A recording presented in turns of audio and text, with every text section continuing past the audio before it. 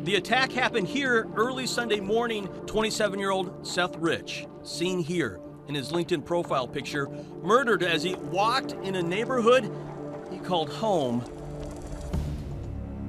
Seth Rich was shot twice in the back in what police said looked like a botched robbery. He was taken to hospital but died 2 hours later, just one of 139 murders in the DC area last year.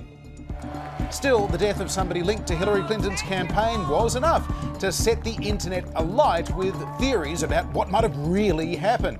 In August, Wikileaks offered a $20,000 reward, and then on Dutch television, Wikileaks founder Julian Assange suggested that Rich was his source for the Democrats' emails. I'm suggesting that our sources take risks, and they become concerned to see things occurring like that. But was he one of your sources then? I mean, we don't comment on who our sources are. But why make the suggestion about a young guy being shot in the streets of Washington? Because we have to understand how high the stakes are in the United States. And there goes the internet. Hillary personally had Seth killed for being the leaker, just like she did with all those others she supposedly had murdered in the 1990s.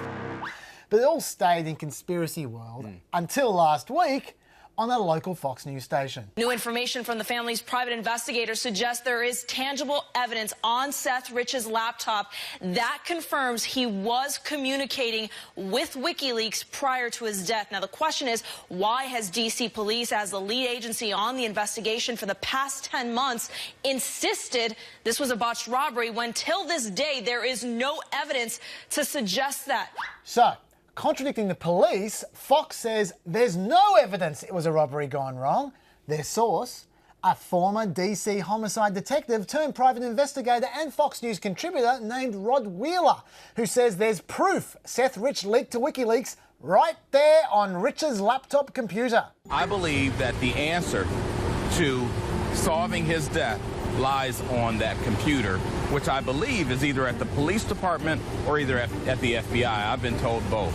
But you have sources at the FBI saying that there is information. For sure. For sure.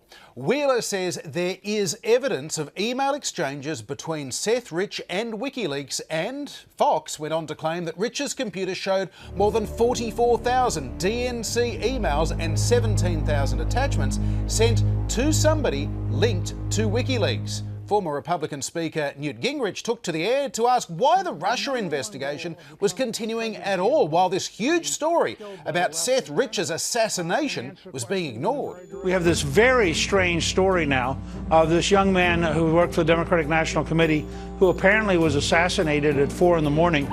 And Sean Hannity talked it up all week. Welcome back to Hannity. So more on the story of murdered Democratic National Committee staffer Seth Rich.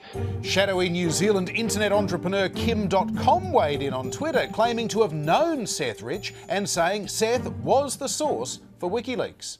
Okay, let's get into this. First to Russia.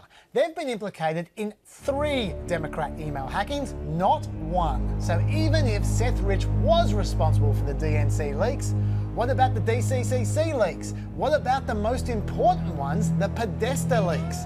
There are Russian fingerprints on all of these, according to the US intelligence services. As for those emails that were on Seth Rich's computer uncovered by the FBI says that's false. They're not investigating the killing and they haven't seen Rich's computer.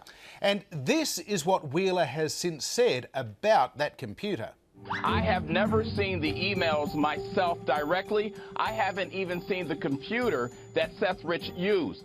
So it all comes down to this federal investigator who Wheeler hasn't named. He also claimed that DC police had been warned off the case, but a department spokesman has denied that. The deputy mayor says there is no evidence of any link between Rich and WikiLeaks. PolitiFact unsurprisingly rated Newt Gingrich's claim as pants on fire, as in liar, liar. I mean, what exactly is Hillary's motive for risking her entire presidential campaign to have Seth Rich murdered? Just because she's angry? That doesn't make a lot of sense. Fox News has also retracted their story, at least the online version, and out of respect for Seth Rich's family, who, by the way, are so appalled by this conspiracy theory, they wrote this column.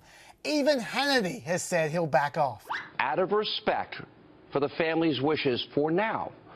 I am not discussing this matter at this time. That was for about 5 seconds before he tweeted that he is closer than ever and for people to stay tuned. So, a story based on a single unnamed, unverified source from an agency that's not investigating the murder ran rampant for a couple of weeks, fanned by Fox News' finest and probably a desperation to not talk about James Comey.